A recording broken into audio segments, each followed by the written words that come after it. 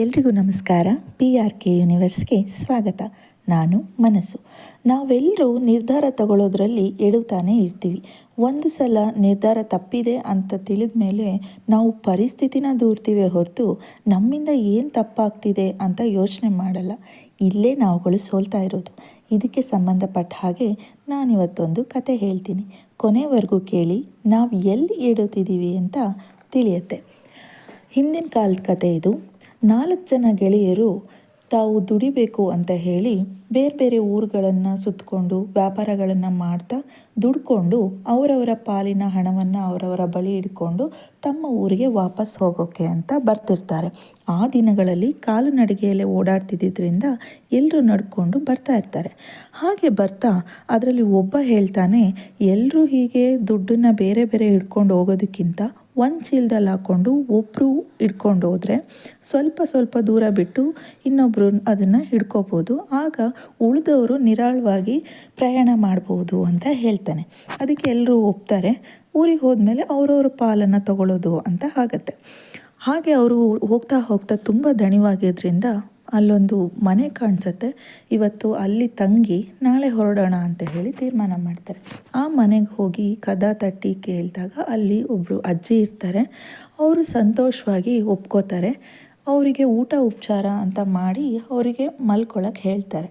ಹಾಗೆ ಮಲ್ಗೋಕ್ಕೆ ಹೋಗೋಕ್ಕೆ ಮುಂಚೆ ಆ 4 ಜನ ಅಜ್ಜಿ ಹತ್ರ ಬಂದು ಆ ದುಡ್ಡಿನ ಚೀಲವನ್ನು ಕೊಟ್ಟು, ಇವತ್ತು ರಾತ್ರಿ ಇದು ನಿಮ್ಮ ಬಳಿನೇ ಇರಲಿ, ನಾಳೆ ಬೆಳಗ್ಗೆ ನಾವು ಹೊರಡಬೇಕಾದ್ರೆ ಇದನ್ನು ನಮಗೆ ಕೊಡಿ, ಆದರೆ 4 ಜನ ಒಟ್ಟಿಗೆ ಬಂದು ಕೇಳಿದ್ರೆ ಮಾತ್ರ ಇದನ್ನು ನೀವು ಕೊಡಬೇಕು ಅಂತ ಹೇಳ್ತಾರೆ.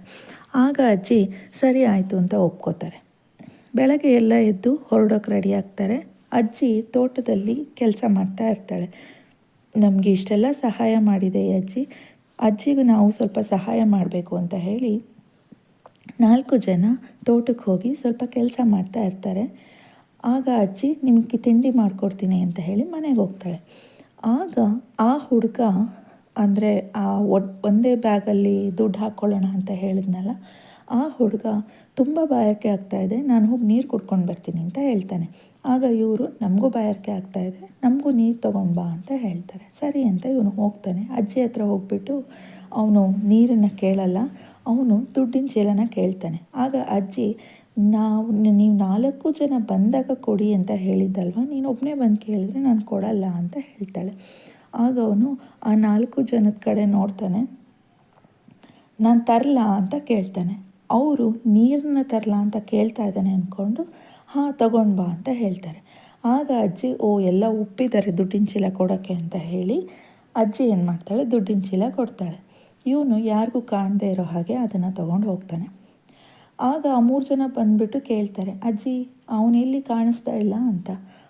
ನನಗೂ ಗೊತ್ತಿಲ್ಲ, ದುಡ್ಡಿನ ಚೀಲ ಕೇಳ್ದ ಕೊಟ್ಟೆ ಅಂತ ಹೇಳ್ತಾರೆ.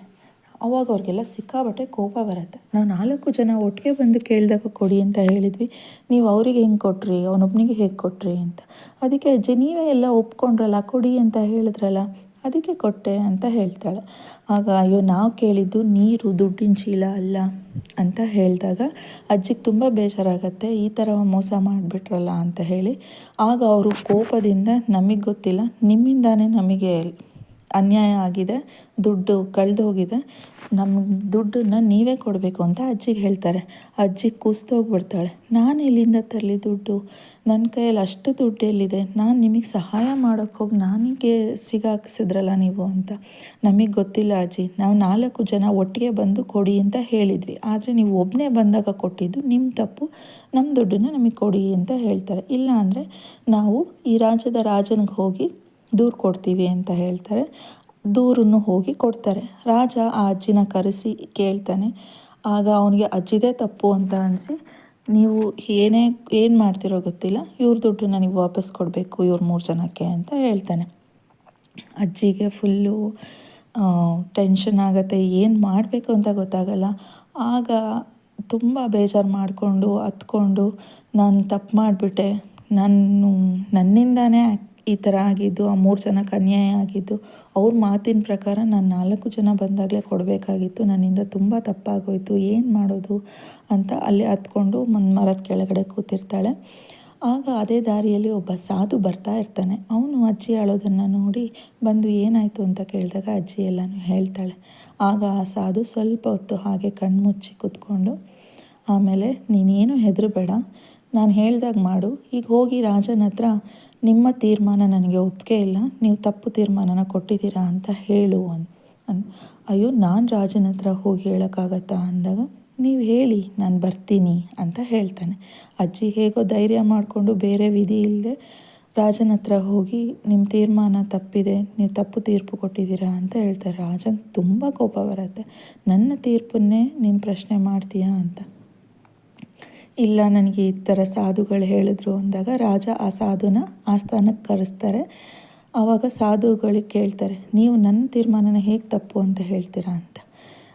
ನಿಮ್ಮ ತೀರ್ಮಾನ ತಪ್ಪು ಸರಿ, ಆಮೇಲೆ ಆದರೆ ಅಜ್ಜಿ 4 ಜನ ಬಂದಾಗ ತಾನೇ ದುಡ್ಡು ಕೊಡಬೇಕು, ಹಾಗೆ ಈಗ ಇರೋದು 3 ಜನ, 4 ಜನ ಇವ್ರು ಬರಲಿ ಆಗ ಅಜ್ಜಿ ದುಡ್ಡು ಕೊಡ್ತಾರೆ ಅಂತ ಹೇಳ್ತಾರೆ. ರಾಜಂಗೆ ಒಂದು ಕ್ಷಣ ಏನು ಹೇಳಬೇಕು ಅಂತ ಗೊತ್ತಾಗಲಿಲ್ಲ.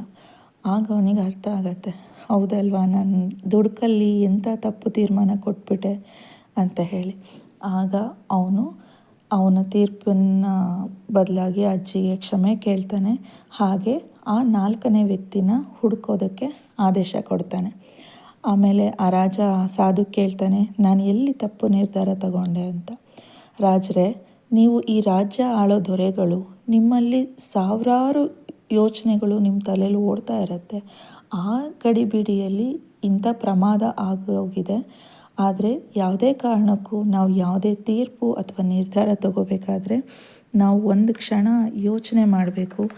ಆ ನಿರ್ಧಾರದಿಂದ ಯಾರಿಗೆ ಅನ್ಯಾಯ ಆಗ್ತಿದೆ ಅನ್ನೋದನ್ನು ನೀಟಾಗಿ ಆಲೋಚನೆ ಮಾಡಬೇಕು. ಆಗ ನಮಗೆ ಸರಿಯಾದ ದಾರಿ ಕೊಡುತ್ತೆ ಅಂತ ಹೇಳ್ತಾನೆ. ಎಲ್ರಿಗೂ ಆ ಗೆಳೆಯ ಮೋಸ ಮಾಡ್ದ, ಅಜ್ಜಿ ಮೋಸ ಹೋದ್ಲು ಅಂತ ಅಷ್ಟೇ ಕಾಣುತ್ತೆ.